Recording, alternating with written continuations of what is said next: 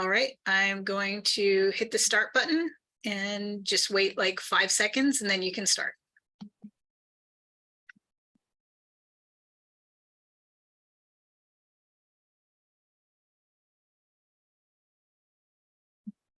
Okay, hello everybody.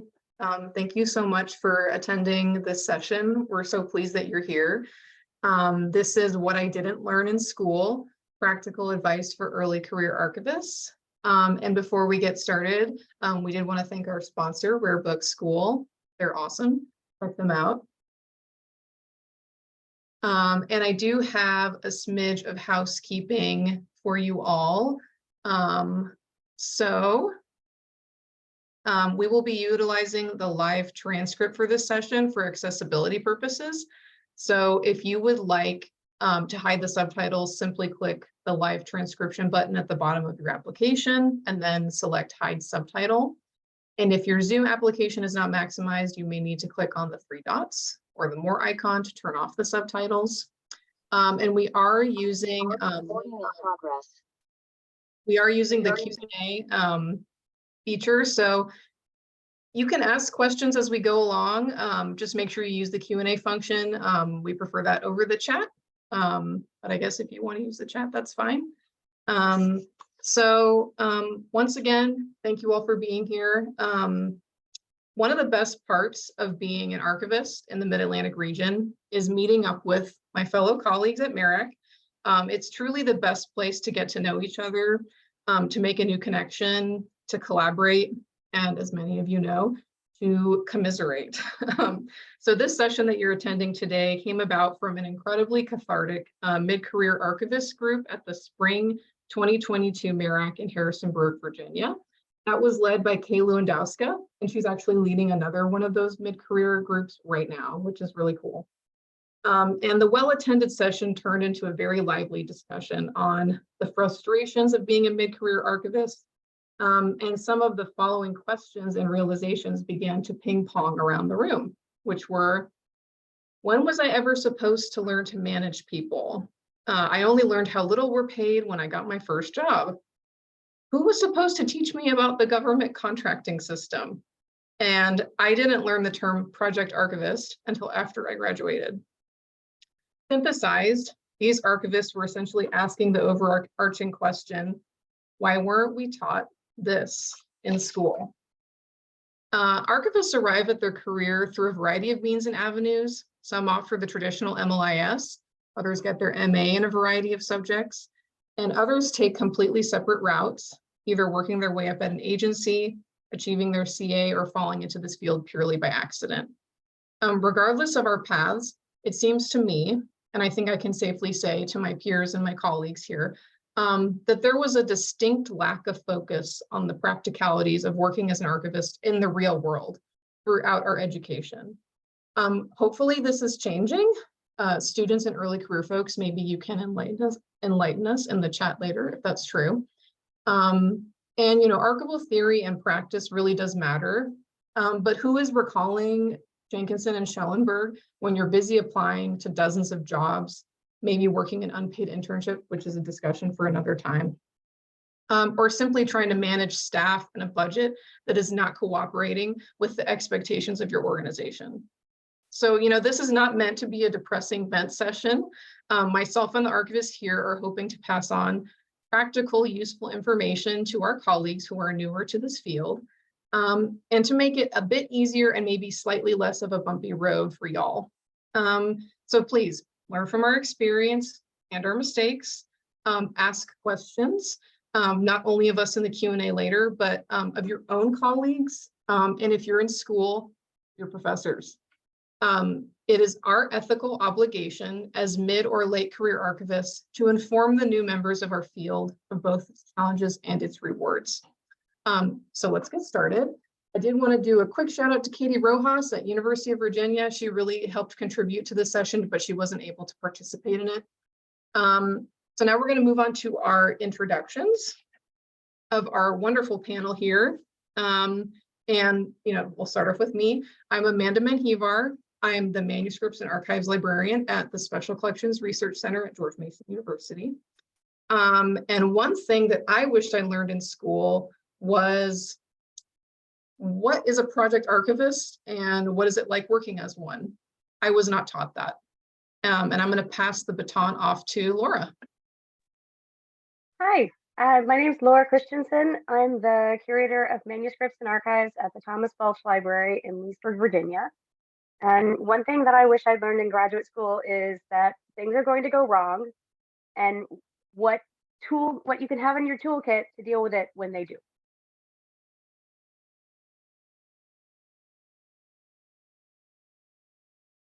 Okay, next we've got Zach. So I'm Zach Hoddle, archivist for the Shenandoah County Library in Edinburgh, Virginia.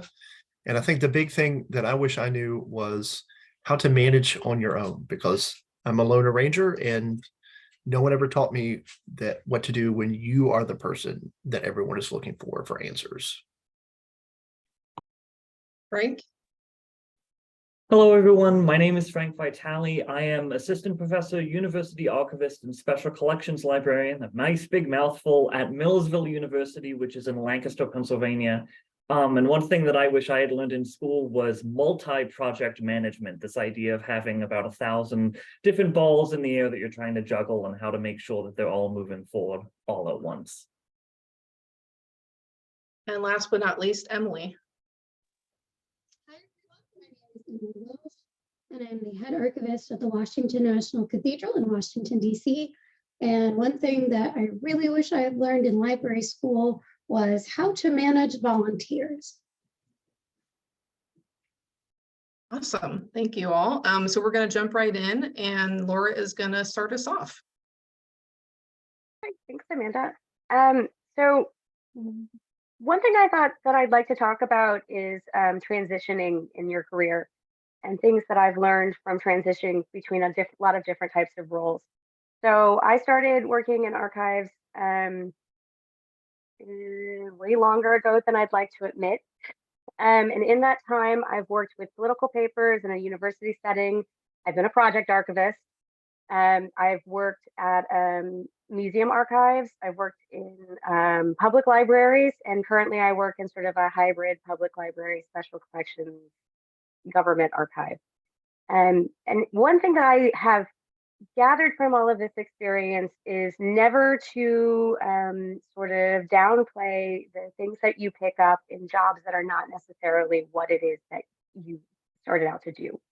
Like, a lot of us will have roles where sometimes we're processing archives, sometimes we're doing outreach, sometimes we're administering archives, but we might also have to be a cataloger sometimes, or a reference desk associate, or a tour guide, or doing school programs. And what I've learned in my career is sometimes the thing that I've done that I absolutely thought, I'm never going to use this again. This is never going to come up. Comes up repeatedly over and over again. And that includes things like what happens when your institution changes, or you start out at an institution that openly says we're in the process of changing.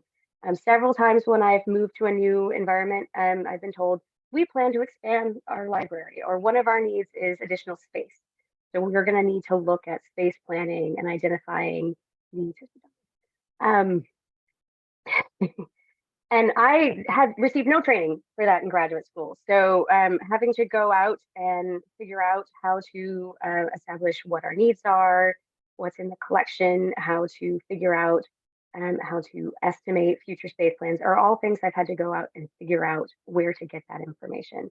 But it keeps coming up, and it doesn't matter where you are, figuring out growth and change in space is pretty much the same volume. I've also learned that the relationships that you kind of build in those positions can help you down the road. So knowing somebody that you've worked with on a space planning project, or an architect, or someone who was very helpful in the profession, can always be a helpful resource to lean back on. The other thing, and kind of building on Emily's comment about I would like to learn how to work with volunteers, in most of the positions I've worked in, I've had help from people who are non-professional, who are volunteers, who are student workers, who are interns, and many of them are not paid. unfortunately. But what I've always learned is that I'm a steward of this collection. I'm not the owner of this collection. And I need to also make sure that I recognize all the other stakeholders who help me be able to do what it is I need to do to preserve and make it accessible and make it available. And often that means always being cognizant of um, the fact that it needs to be a learning experience for both. I can learn from them, they can learn from me, and I learn a great deal from my volunteers. Working in local history like I do currently, I have never worked in a local history collection from a place that I am from. I am not from any. Um, so often people know more about the history of the place that I'm preserving information about. And I can always learn from them. I learn the coolest stuff.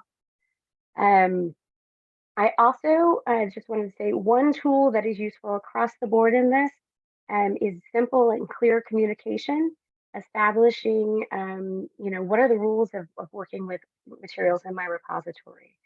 What are the rules of accessing this space? And also that can be clear communication about my archive. The best thing I learned from someone in the field is how to develop a one-pager, something for people who do not care about my institution or what it is we do here and do not know about it, but I am asking for money. And that is put the main idea at the top in a box that has the amount of money you want and why, and then add in all of your amazing arguments. I learned that from somebody who works in lobbying for historic preservation. I'm happy to share the model that she gave me because it's just gold. But it works for other things too. It also works when you're communicating with stakeholders, with people, friends of our library, or with my boss who's not watching. Put the main idea at the top, and what is the takeaway? And also just one last thing within that is always embrace opportunity at your archive. So we get requests all the time to be partners, to do things with other institutions, but also embrace the opportunity to say no. I sound like this because I have too many speaking engagements and also allergies. But one thing I am still growing, I'm more than 20 years into my career, and I am still learning to say it is okay to say, no, we can't do that. We have too much on our plate, but it's really very hard to know. So starting early in your career and setting boundaries and valuing your time are all very important. Yeah, and I guess that's my 10 cents. And I think I'm supposed to pass it off to Zach, right? Yeah. Yes. Thank you, Laura. One of the big things that I wanted to talk about was what Laura kind of wrapped up with was the ability to say no and take care of yourself and your institution instead of stretching yourself too thin and being involved in too many things. My background from graduate school is a little different in the terms of my degree is in public history, and that is my educational experience. So one of the big things that they preach and teach and push and drill into your head is the importance of public outreach, community engagement, being involved as much as possible to make your institution really a critical part of the community that it serves. So when I came to my position, the idea that you would pass up some type of partnership event or pass up some type of community outreach was not something that I would have thought about.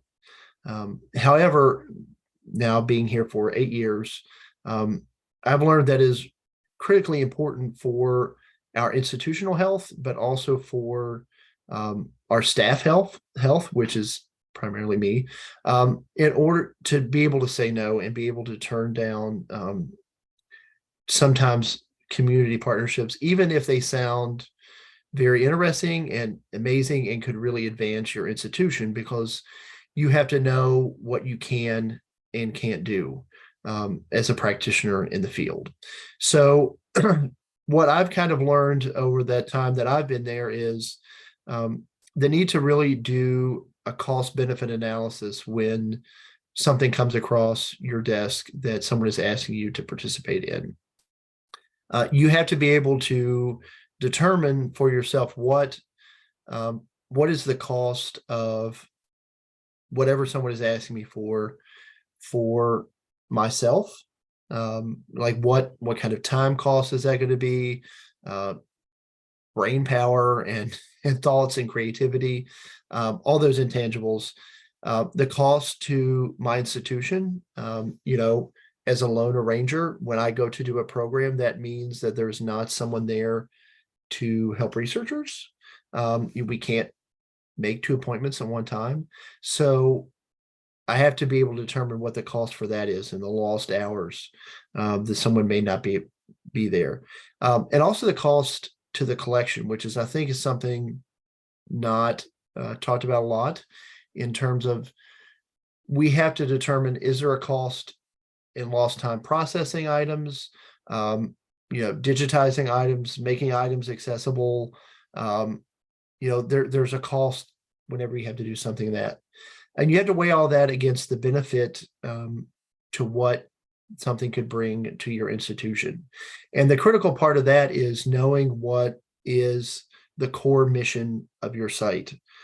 Because if you don't know what your core mission is, who you're really trying to serve, then it's very difficult to determine the benefit that something is going to bring. And it's really difficult to determine how much of a benefit that is. One of the things that I was challenged with when I started was we really didn't have a mission, because my position had been unfunded for such a long time and a lot of other things.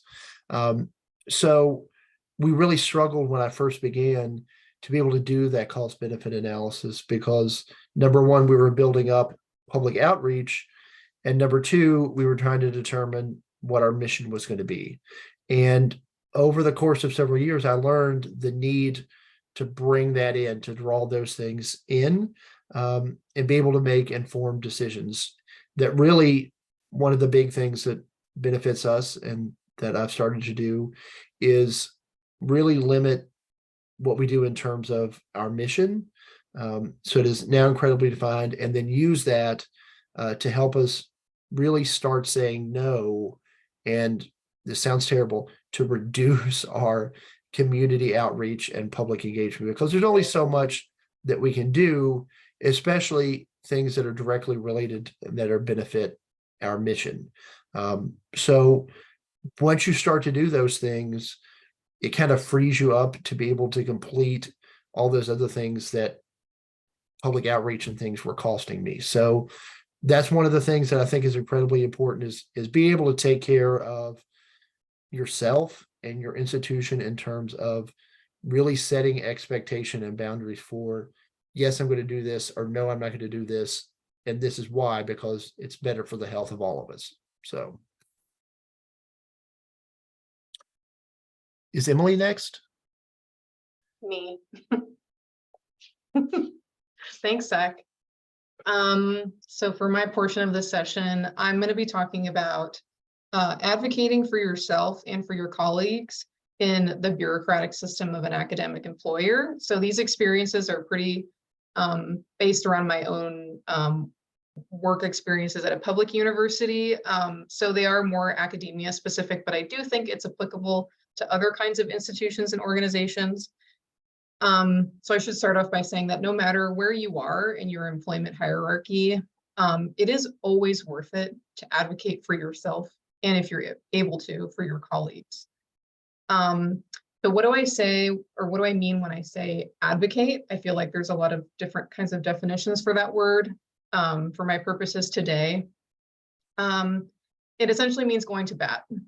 Going to bat for yourself, going to bat for your colleagues, asking for what you want and what you need to do your job well, for your colleagues to do their jobs well. And I also think it means sharing and not gatekeeping useful information that can make your and your colleagues' jobs better, easier, and also your work-life balance better and easier. So I have kind of three main points. The first one is try to demystify the bureaucracy. That is easier said than done, because bureaucracy in and of itself is designed to be confusing and mysterious. And I have dealt with that a lot at the public university that I'm employed at, but also at other places. Ask questions of how the system that you're working in runs. Just from the hierarchy of, the library that you work in, for instance, or just how departments work. How does funding work? If you're a public university, you're getting funds from the state, or you're getting funds from elsewhere? Who's working on what projects and why? It can take a long time to sort of get the lay of that land. And if you're bouncing around jobs, it might not be as worth it to invest in the knowledge of that. But I do find that even if you're in a job for 6 months to a year, it's really helpful to understand that, because it can clear up a lot of confusing messages that you might be receiving about your job. And one more specific example of that is, I was shocked when I got my first quote unquote big kid job, how the other side of the job hunt, being on a search committee at a university, how stressful and strange that is. I had really built up an idea in my head as an early career archivist, as a student archivist, about why I wasn't getting callbacks for interviews or why I wasn't getting job offers. And then, being placed on the other side of that equation, it really made me realize this has nothing to do with me. It really is not personal at all. There are a lot of strange processes at work that, you're just legally required to do. So that's a more hyper-specific example, but,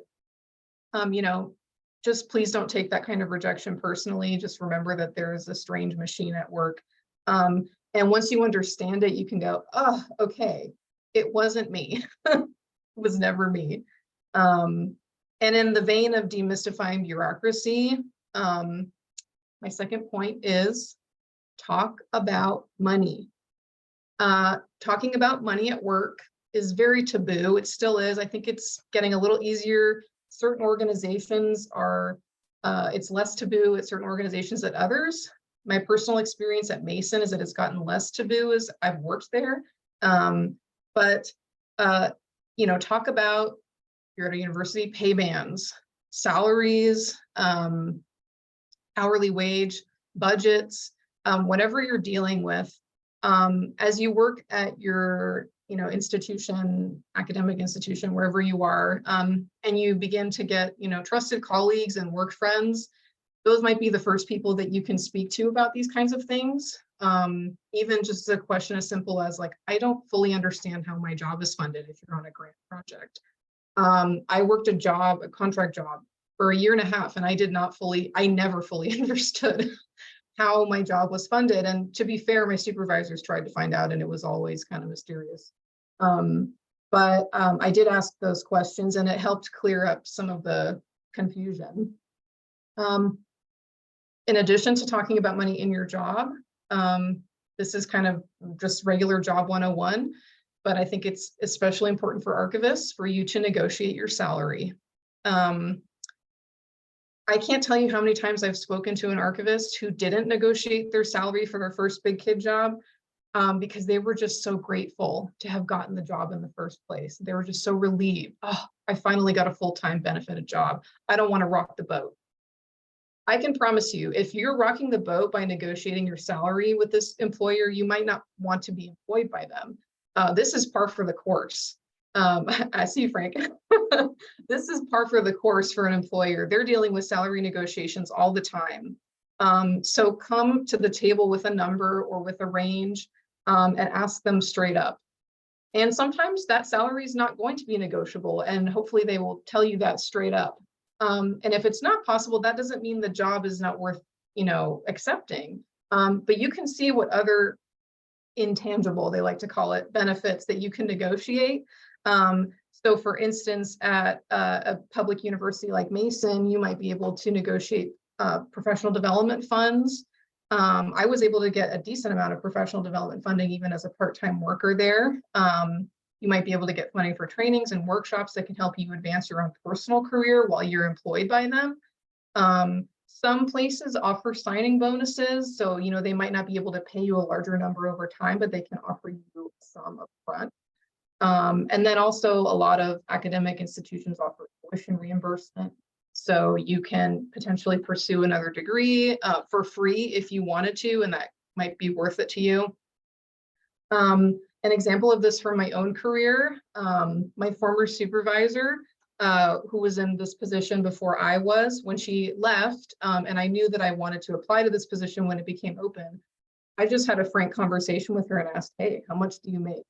And she was able to give me a number that down the road, when I went through this interview process and was offered the job, I was able to bring to the table and use in my negotiating. And that was super helpful. And she and I had had a lot of frank talks about finances and budgets and stuff. But that was, evident of like our work relationship. And then the last point that I want to leave you all with is to get rid of your vocational awe.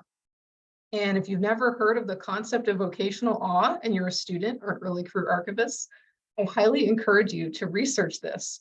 It's a concept created by Fobazi Itar. And according to her definition, vocational awe describes the set of ideas, values, and assumptions librarians, or in this case, archivists, have about themselves and the profession that result in notions that libraries or archives as institutions are inherently good, sacred notions, and therefore beyond critique. She argues that the concept of vocational awe directly correlates to problems with librarianship or archives like burnout and low salary. I am, very much in line with this. I'm very much in agreement with that. Vocational awe is everywhere. I think it's especially prevalent in higher education, though, even with the students, like, oh, I got into this university and it's so great. And I must say, though, that, I think that you can, there can be two truths at once. You can still respect and enjoy working for your employer, or even have an ideal or dream employer, while being aware that there are flaws in the system and that those flaws can and should be improved. So, I think both of those things can be true at the same time. So yeah, get rid of that vocational awe like it's a bad boyfriend, okay? So yeah, that's it for me. I'm gonna pass the baton to Frank. Go ahead, Frank. So many good points. I feel like I'm taking notes on everyone, what everyone's points are already. From my perspective, I took the tack of wanting to look at what it's like to adjust to a new job context. So I am new in my position as of August, and so and I've had a couple of different job changes along the way, and this is something that I really was unprepared for, and I feel like I will always kind of be unprepared for it, but especially in early career, it's something that you may experience multiple times, and it's something that is often worth considering how you're viewing that transition strategically. Especially when you're coming into a new institution, one of the things that I've learned is that it's very important to identify as much as you can, as soon as possible, what your institution's previous and existing priorities and projects and values are or have been. One of the reasons why this is really important is because there's going to come a time at which you come across a box, you come across a project plan, you come across something and you go, what in the world were they doing? Why did they do it this way? What was going on, right? And by understanding that, during this certain period, there might have been financial constraints or staffing issues, or, previously the institution was focused on this collection area, now we're on a different collection area. All of those sorts of things give you a stronger foundation upon which you can not only plan strategically for your own work and the work of your institution, but you can also start looking at what you may need to go back and address from what was done in the past. Now, having said that, it also is important to recognize and give yourself the space to understand that knowing an institution comes with time. And as Laura said, you really should be open to learning from all sources and directions.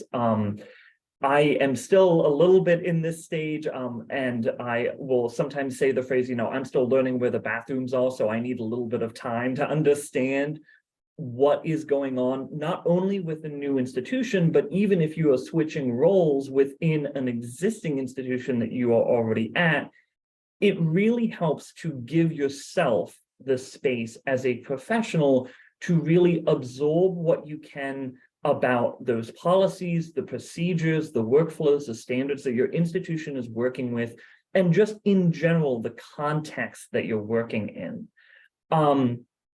This is also really important because no matter what type of organization or repository you're in, you are going to be interacting with a mix of different internal and external stakeholders, and they're going to have a variety of different expectations and anticipations about you. And the one thing from my own recent personal context is the position that I'm in now was vacant for an academic year while they were filling it, which meant that it was vacant during the time that online learning was really ramping up during COVID. And so now that on-campus classes are really back at our institution, there was a little bit of a floodgate waiting to be opened up because now there was an archivist back and we could start doing classes and start doing collaborations. And it really took time to understand that there are a variety of different stakeholders. They all have different priorities, and some of those priorities may not align with your own personal priorities or interests.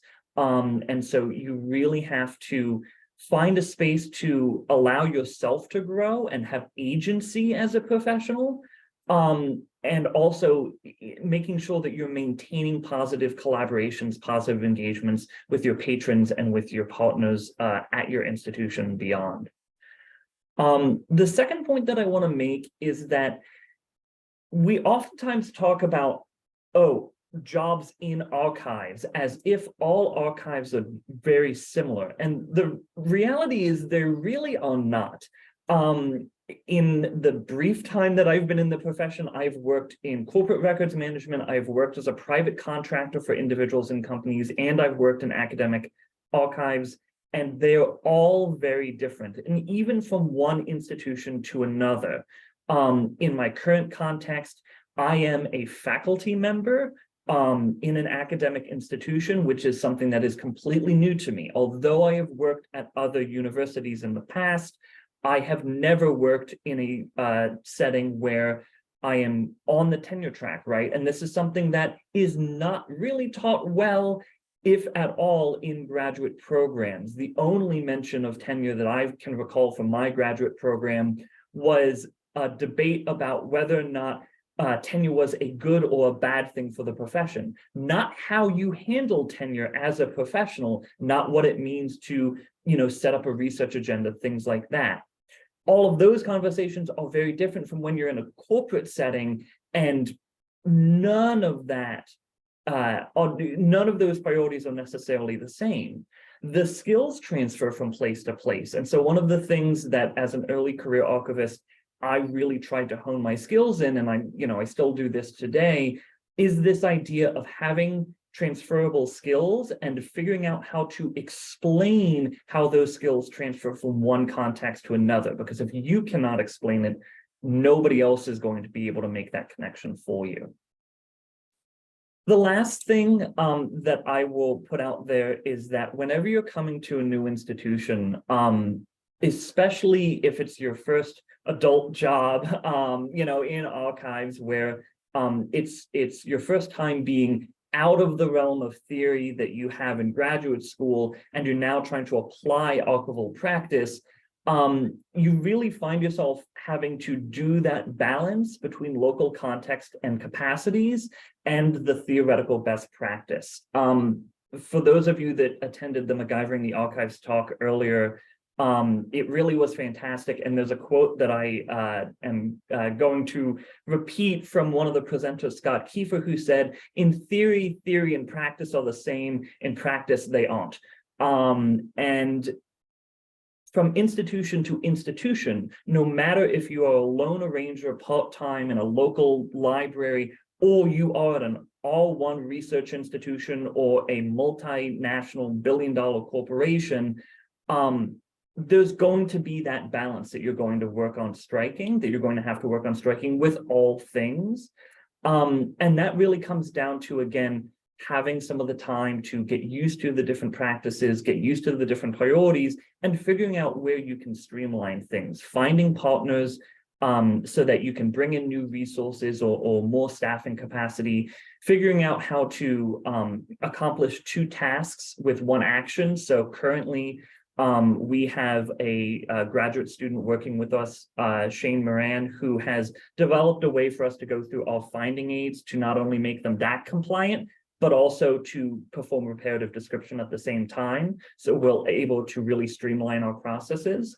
And this all gets back to that idea that Zach mentioned, that for every minute that you're doing one thing, you're not doing all of the other things. And this is something that for me was really difficult to contextualize in my first role, because you just want to do everything, you don't want to say no. But having the again, agency to say no, and to recognize that everything that you do should be targeted towards your organization's mission, as well as your own professional development interests and goals. All of that is really important to keep in mind. And it's something that I really struggled with coming out of my graduate degree. I am still finding my professional voice and my professional foundation there. But I would really encourage you all to really take the time and the effort to do that work. And with that, I believe, Emily, you are rounding us out for this part of the presentation. My name is Emily Walsh. I'm the head archivist at the Washington National Cathedral. And a lot like Frank, I have kind of done everything at this point. I've worked in university libraries, public libraries, defense contracting, and the DoD, where I was, where Kay, who was originally on this panel, was one of my predecessors in the Naval History and Heritage Command Declog program. And I'll just kind of explain what my role is at the cathedral and a little bit about it, because it is both a place of worship and a tourist attraction. And some archives don't have either of those aspects. So as the head archivist, I do absolutely zero processing. It's not in my job description. So my entire job is collections management, outreach, reference a little bit. I'm supposed to kind of guide researchers, but I'm not supposed to do any research for them. And then fundraising. So a little bit about the cathedral, if you're not familiar with it, it was originally conceived through an act of Congress in 1896 to kind of create Pierre L'Enfant's vision of a great church for national purposes. It was the construction began on the cathedral in 1907 and was finished 87 years to the day in 1990. So September 23rd, 1907, September 23rd, 1990. We are a Gothic Episcopal cathedral located in Northwest Washington, D.C. on Wisconsin and Massachusetts Avenue. And if you know anything about us, we have presidential funerals there, number one. Number two, we have a stained glass window celebrating space exploration that has a moon rock in it. And we have a gargoyle on the outside of the building that is Darth Vader.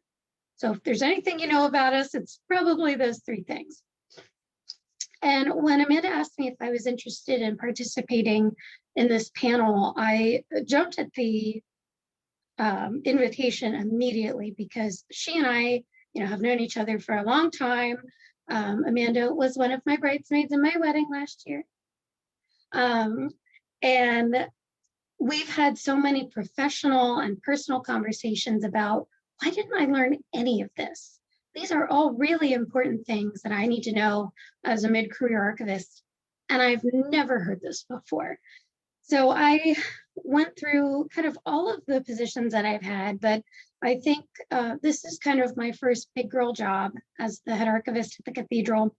And these are kind of some of the takeaways that I've that I have after my first year of employment as the head archivist. So I didn't know how to read a budget.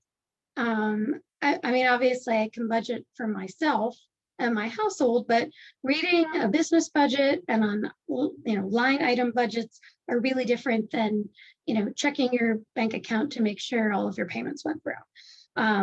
And that's something that I'm still really, really working on, because now I have a finance department that I have to interact with on a regular basis.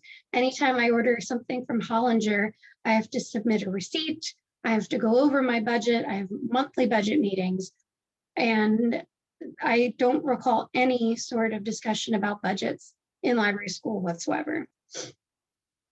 And there's a huge difference between being a lone arranger and being the archivist.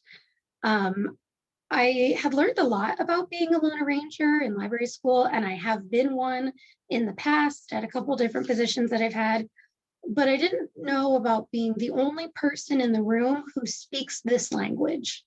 To my volunteers, to other department heads, and to upper management, who are all of the main groups of people that I interact with and answer to on a regular basis. So when I started at the cathedral, I really struggled to find the right language to describe my needs and my expectations. And there were a couple things that I did to remedy this. So first, I talked to my volunteers about setting expectations, what I expected of them, what they expected of me, how our interactions would go. I also shared my plans for change in the archive, which is part of a larger point that I'll speak to in a few minutes. Second, I read Lois Hamill's Archives for the Layperson, a guide to managing cultural collections from 2012. Obviously, we all know Lois Hamill from library school, or from, if you're like me, prepping for your CA exam, you're gonna be reading Lois Hamill. And I focused on reading it through the lens of someone without formal training in this field.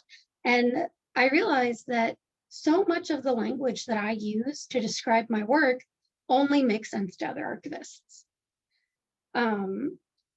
So I've started using more lay language to get my points across. So for example, I have a volunteer who worked, has worked at the FBI for a long time and now is doing this in his retirement. And he always calls it indexing. And for the longest time, I was so frustrated when he would say indexing. And I thought, that's not what it is. We're not indexing anything, we're processing. But I realized that, as long as he does what I'm asking him to do, it's okay if he says indexing. It's not going to change the work. It's not going to change the outcome. And if it makes more sense to him, then I really need to be more adaptable to that.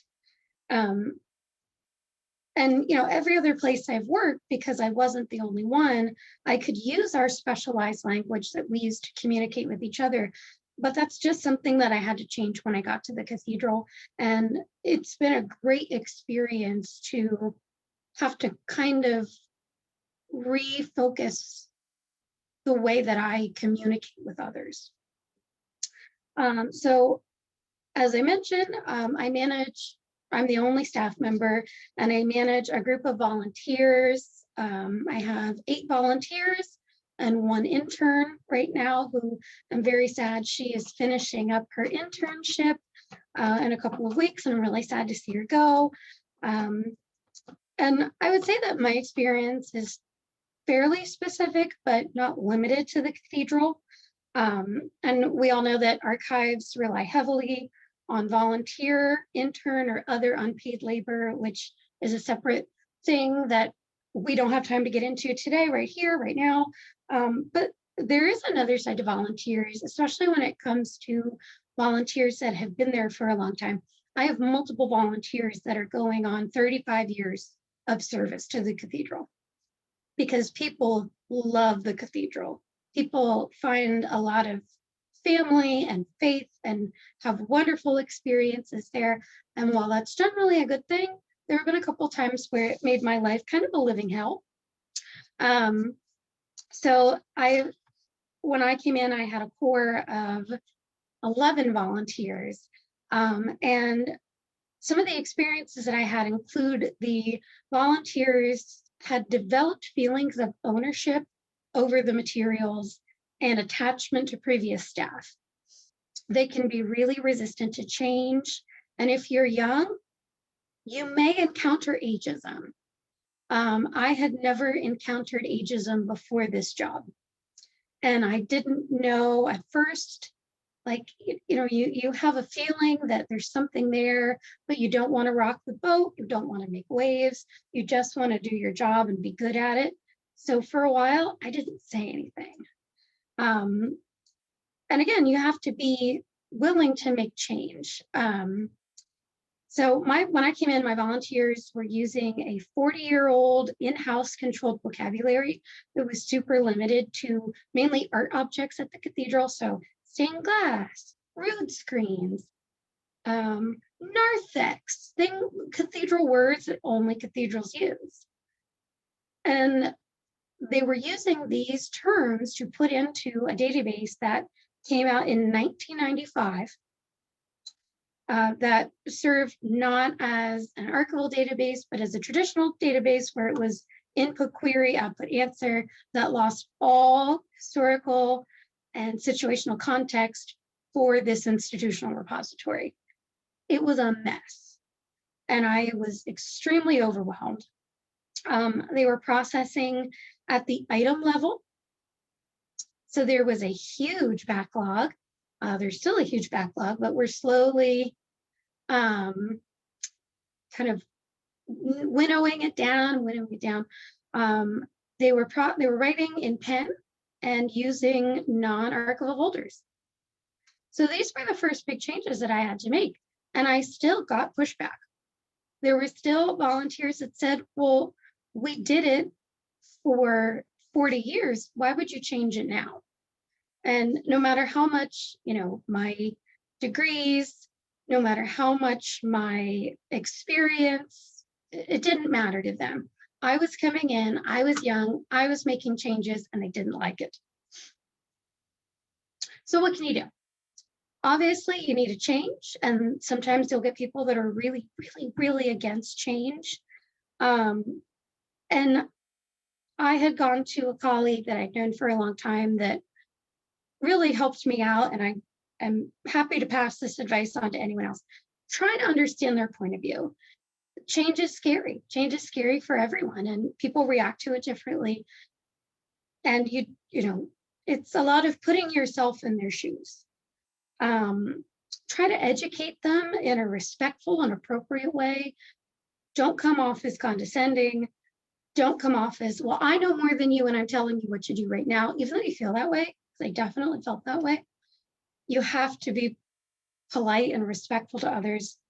And then if you get treated poorly, document it. Document. Do not accept abuse from others. Do not accept ageism from others. You have an HR department. You have to go to HR. It's scary. Nobody likes to do it. But if you're experiencing abuse and ageism in your own workplace, you cannot accept that.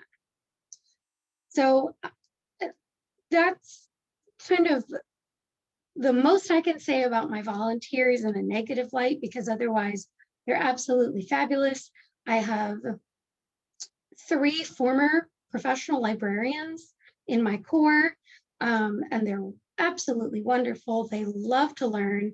I actually took a few of them to George Mason's archives to talk about current content management systems, climate controlled storage, all kinds of archives in the 21st century. And a lot of the changes that we're making now are because they got to see what our archive could be. 4, I have knowing how to advocate for yourself is important, but you also have to know how to advocate for your department. I spent a lot of time in library school learning about self-advocacy. And if you went through the PIT program, you'll remember how much time we spent on elevator pitches. Like, I've never talked to someone about archives in an elevator that I could just slip a resume to and then they'll call me back. That never happens. But how do you let other people know that you're there? So a couple things that have worked for me, including kind of connecting with everyone. Even if you don't work with them often, having contacts in different departments is always really, really helpful. Educating others to the best of your ability. Don't spend all of your time and outreach resources on educating your staff, but do be willing to answer questions as able. If you don't want to be called only when someone needs something from you or your collection, be available to answer questions about your collection and generally about archives. Most people don't really know that much about archives. And then 3, speaking to, especially Amanda's point at the end of her presentation, demystify. People who don't work in archives might feel that awe that we try to separate ourselves from as professionals. And archives are cool, you know, the stuff that live in them are cool, but this is a resource and an institutional repository. I'm not a wizard, I'm an archivist. I do my job for 8 hours a day, and then I go home and I do something else. And then just kind of some takeaways that I have. People generally mean well, and it's okay to take advice, but know your limits. You've been hired to do a job, and the people who hired you have faith in you. Read. I had a professor in library school tell me that I would read more after school than I ever did in school. And I was like, yeah, right. Like when I'm done with school, I'm done reading. It stinks. I do. I read all the time. And I'm studying for the CA exam. So I'm reading through all the SAA fundamental series books again. And I'm like, oh my God, why wasn't I reading these as soon as I graduated again? I would recommend that you talk to other archivists, whether they're early, mid, or late career, and do professional development.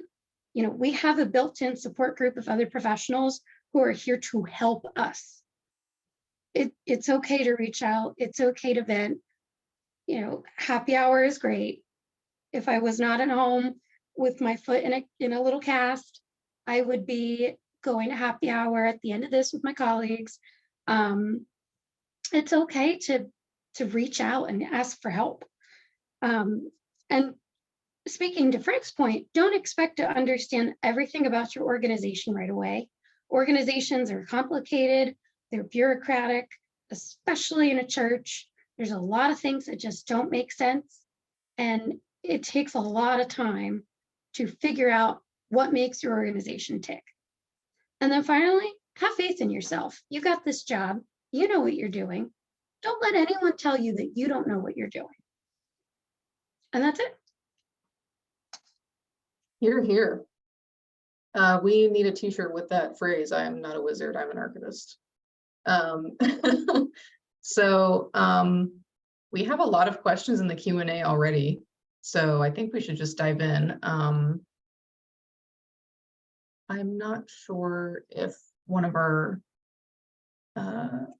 virtual arrangements friends was going to ask these, but I'm happy to ask them because I have them up right here.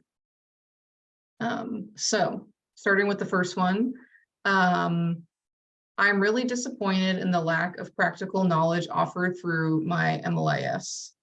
Do you have any recommendations, I guess this is for everyone, on how to learn about specific formats, nitrate slides, photographs, the works, housing standards, etc.? I do right off the bat.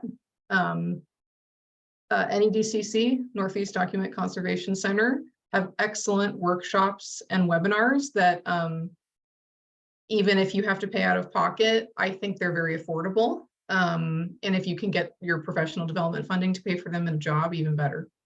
So that's my recommendation.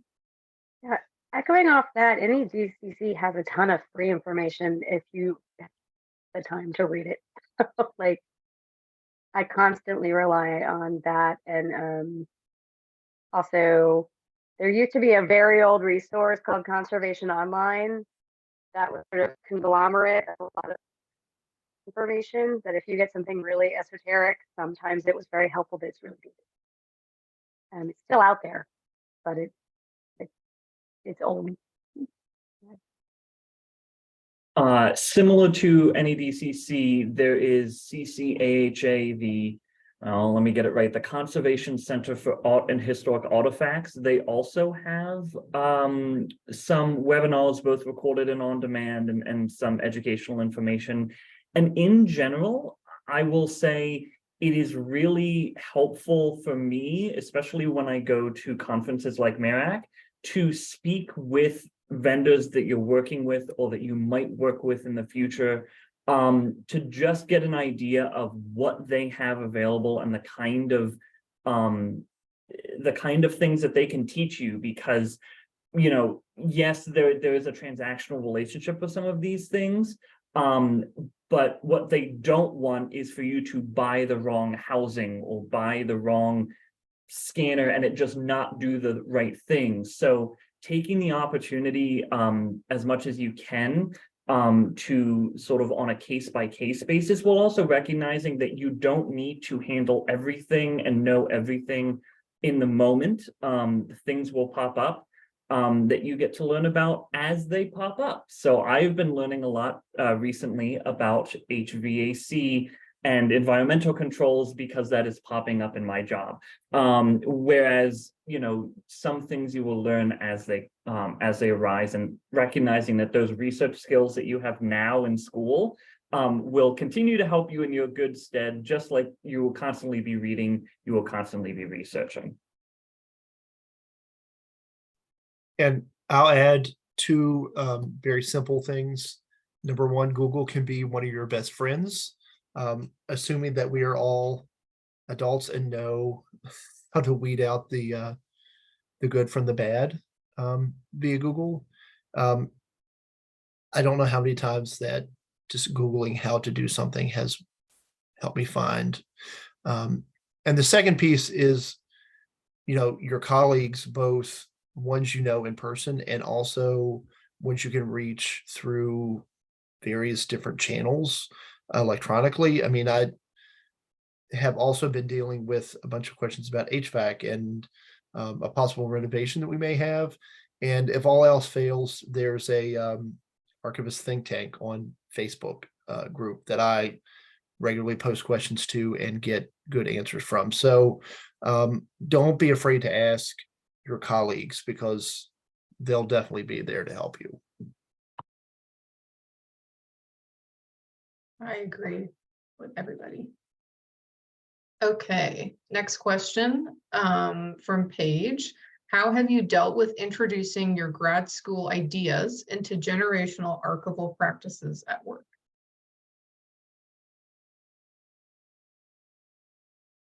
That's a good question. So can I start with this one?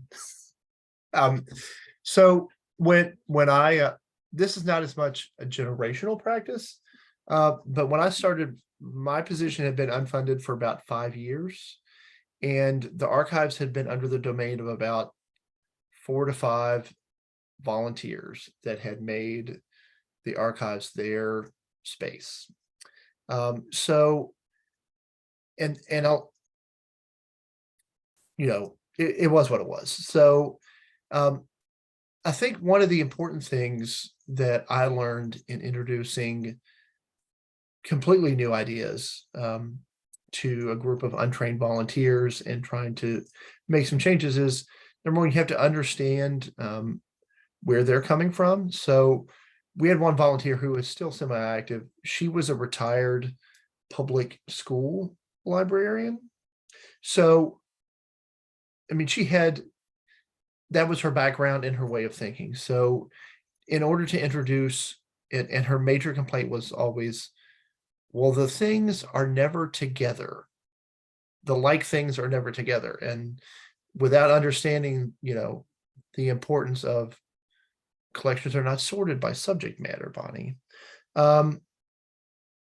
So you have to understand where they're coming from and then be able to extrapolate their needs, that, you know, she is asking for things to be sorted by subject matter because she wants to be able to find them. So then being able to address that challenge, and that what you are doing, the changes you're going to making are going to help her or whoever it is that you're dealing with, be able to better meet their needs. So once you do that, and once you're able to accomplish something, that also makes a big difference. So, if you can start small and be able to kind of develop that understanding of what they want from you, and that they can see that you're going to perform and you're going to, um, do what you came there to do, then they'll start giving you the latitude to be able to make things that initially they thought were scary, but then now they have some trust in you to get them done. Yes. So that is super, super helpful. I had a kind of similar situation with a few of my volunteers, certainly not the ones who were ever public librarians or catalogers, but folks that had just come in and decided that they wanted to do archives at one point. And the hardest thing to explain to a few of them was, why are we changing our content management system? We currently have something called DB Text, and it's skeletal, it's old, it doesn't really work, it's very difficult to use.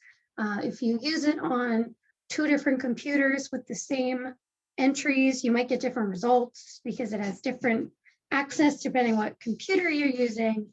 And I had sat a few volunteers down and said, we're moving away from this. I want you to be on the working group that I put together to talk about what our needs are for the archives and how we're going to make these changes possible. And I got just a ridiculous amount of pushback from them. And I had thought that I'd established trust. I'd asked them what, took an interest in the things that they were working on, and really tried to get them comfortable with the idea that when we make these changes, things will be easier for you to find. That just didn't stick. So, it did not work on them, but I would agree with Zach that, talking to them and being really clear about what your expectations are, and then building a relationship of trust is how to get, especially untrained volunteers or volunteers who had been trained a long time ago, comfortable with the idea that things need to change. Change is okay. And, we don't have to do things the way we've always done them before. Thank you both.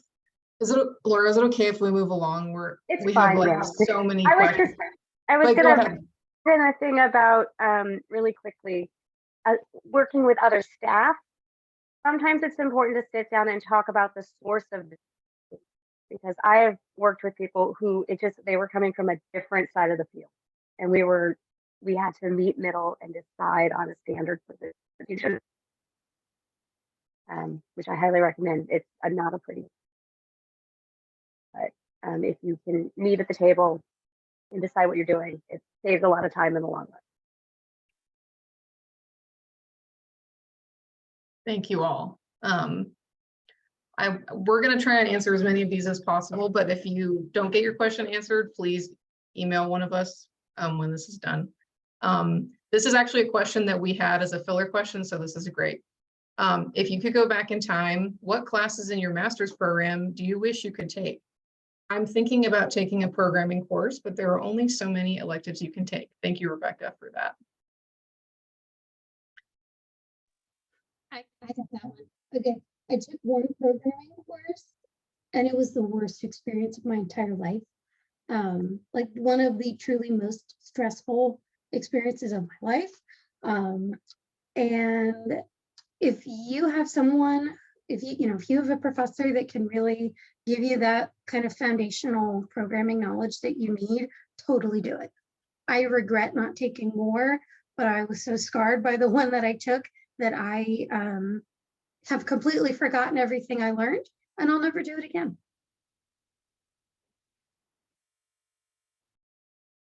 I don't really have any classes that I don't regret, that I regret not taking.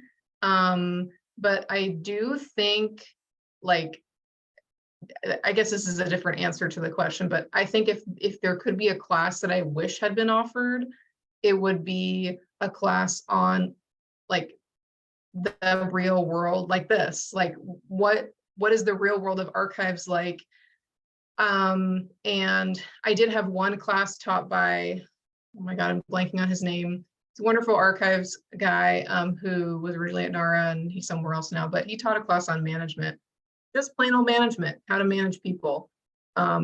So that this is kind of bleeding into Alicia's question, which is, are there classes and electives that you wish you would have taken? Anything that has to do with managing people, I highly recommend. I'm going to do a little bit of a cop-out answer, which is to say that you should take courses that you feel you will get more out of by being in the course than by doing some self-study. So for me, for example, I do not learn programming or computer science well in a classroom. I do much better if I'm guiding my own learning with resources that you can find freely or at low cost available on the web. And so that for me was one of those decisions where I said, I'm not going to do a ton of programming. I'm going to focus those electives on things like instructional design because I see myself headed potentially in the realm of academic archives, and that might be something I'm interested in. Areas where you may particularly want the impact of that particular teacher, or that otherwise you just wouldn't be able to build in some ways on your own. Part of that comes from the very real fact that once you're done with grad school, you probably don't want to continue to pay to audit classes in grad school, nor will you have the time to. So it's kind of an opportunity cost. By taking this class, you're also not going to be able to take all of the other ones. And so if you can learn about this topic by just grabbing the syllabus and reading your way through, even if it won't be 100%, that may be a way for you to sort of select for yourself.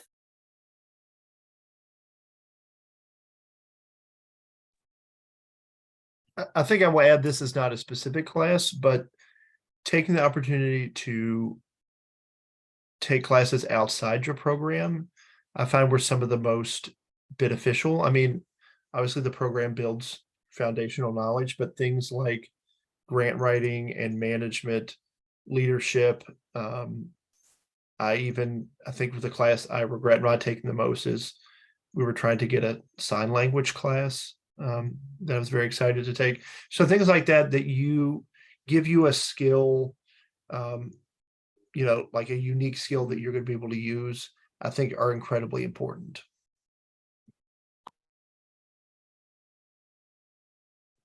I agree. Okay, one quick one at Laura. Can you share the one-pager template that you were talking about? I am happy to. I can put my email in the chat and people can just email me if you want it, if that's okay. That's totally fine. Okay. That's perfect. Thank you so much. Okay. I'm just bouncing around here. This is a good one from Evan. I was advised prior to entering my grad program that the path to a career was finding a niche and marketing myself accordingly. Have you found that specificity or broad experience to be most useful to your career? I think it's supposed to be, have you found specificity or broad experience to be most useful to your career?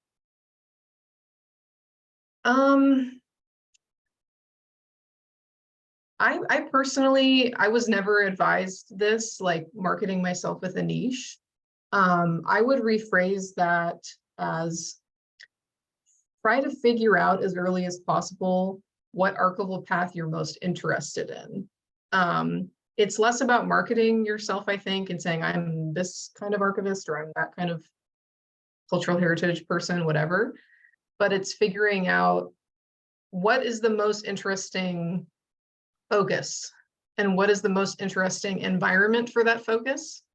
There's a lot of bleeding and blending in the archives field, and like a lot of my fellow panelists have talked about, like Frank was saying earlier, there's a lot of different environments that you could be in. So yeah, I wouldn't say marketing, though I do, when I generally talk to other archivists or am explaining what I do, I always say that I'm a processing archivist. Like, that's what I do. I'm a processing archivist. I could say about my fellow colleagues, they're a reference archivist, they're an outreach archivist, they're an instruction archivist, they're a loan arranger, blah, blah, blah, blah, blah. Add all the other, qualifiers that you want. So I don't think that you should like lock yourself into a box with like a marketing niche, but it does help to know, like, this is my strength, I think.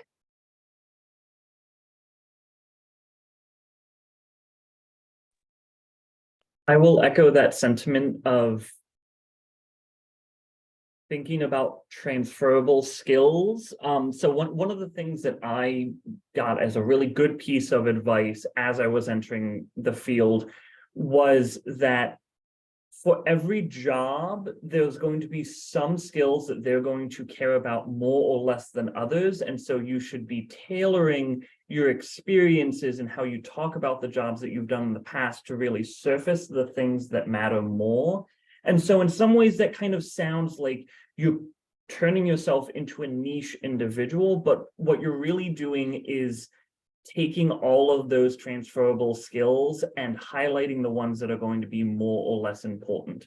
And this is not to say, don't inflate what you're doing, but rather to say that in certain roles, having experience in doing processing, say, may be really important. And in other ones, it may not matter at all, right? If you're in a large institution and you're trying to become an outreach archivist, you may never process a collection in that job at all, but you may still be doing project management. And so you can highlight that piece. The one thing that I will say, and there are some other questions that have sort of touched on this, there's not a ton of entry-level jobs out there to begin with. So if you really start to narrow yourself in to the point where you're not even applying to jobs unless they're within this niche that you've sort of created for yourself, that could also potentially be a detriment to you. And so just making sure that, again, thinking about making yourself an attractive candidate by making sure you're highlighting those transferable skills, I think is potentially the direction to go. Hear, hear. Speaking of entry-level jobs, anonymous attendee asks, given shortage of entry-level jobs, please suggest data banks and share any advice you wish you knew of.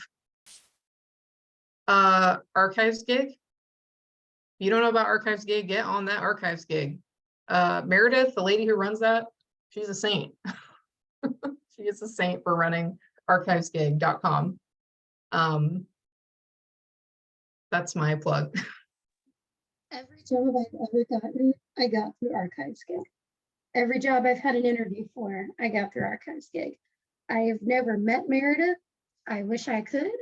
I just want to give her a big hug and thank her so much, because her dedication to the blog and helping all of us find, the right places for us within our careers is like, if I could canonize her as a saint in the Episcopal Church, I would. I just put in the link as well to the Merak job board. Between Archives gig and the Merak job board is where I've gotten all of my jobs, other than private contracts. And so that is also a really good one, especially if you want to stay in the Mid-Atlantic region, which you should always want to stay in the Mid-Atlantic region because it's the best place. There's a lot of great opportunities that get funneled through there. And sometimes they will actually hit on the Merak job board before they get on Archives gigs. So it makes me feel a little bit better to get the job in a little bit sooner. I think everyone, whether you're a member or not, has access to the SAA job board as well. That's obviously for the whole country, but there's a lot of good stuff on the SAA job boards. And I think they have to post salaries now, or are we still working on that? I think it's becoming pretty best practices, I think, to post salaries or at least salary ranges. And that's really valuable information that you will want to have when you're looking for a job. I would also say your fellow archivists, talk to your fellow archivists and say, hey, if you hear of any job openings, please let me know. And that's probably the most lightning fast way to find out if there's a new job coming up. Yeah, Sarah is right. There's still a lot of jobs that won't post salary ranges, which don't like that. Okay, we have 5 minutes left, so maybe we can do some rapid fire questions. Emily, what number of volunteers did you find to be the perfect number, quote unquote, especially in coordination with supervising staff? I would say 8 is a really good number. And then an intern who is totally new to archive. So she tends, obviously at the beginning needed a little bit more attention from me. 8's a really good number. Split up over the course of 5 days, which is great because I am in the office most days, but like today I'm working from home. And I think that if you have more than 10, you're really going to struggle. It's too many people for one person. And, anything over even like 12 would be totally unmanageable. Can anyone speak to what it is like to relocate for a job? This person's managed to avoid it, but think they will need to. I have done that several times. So, I think the most difficult part of that is you're missing the network you have, so you have to build that network, and it's worth the time and effort to do that, but it's very difficult to do. So, local, regional, state associations, archival associations, going to events in your area, whether that's your expertise or your location when you get there, all are great ways to do that. I will also say if you can investigate the cost of living really efficiently before you move or accept a job before you move for that job, definitely. And if you're moving for a job at a nonprofit, always, and if you're getting a job at a nonprofit, always ask to see their budget before you accept the job. If they cannot produce a budget, don't take that job. Sound advice. Okay. Any recommendations, resources on project workflow management for archivists, specifically like the SAA education session? Anybody? I would say other archivists. I think there's a Library Juice Academy course. I haven't taken it, but I've heard good things about it on project management and workflow. Okay, and we're gonna move on to our last thing. I guess the rest of the questions might take a little bit more time to answer, so we're gonna close out here. If your question did not get answered or you're interested in dialoguing with us further, you can find us at our various institutions or pages. You can find us on the VA caucus lists and stuff like that, or random caucus lists where the states are. I don't know. Frank, you're in Pennsylvania. Everyone else is in Virginia. Yeah, we hope you guys learned a lot. We hope that you can take away something that'll help you. Once again, thank you to Rare Book School for sponsoring this session. Yeah, I guess panelists, if we want to pop our emails in the chat really fast, just so that folks have them, please, archivists are here to help each other. We want to help each other. A rising tide lifts all boats. So yeah. And thanks to all my great panelists.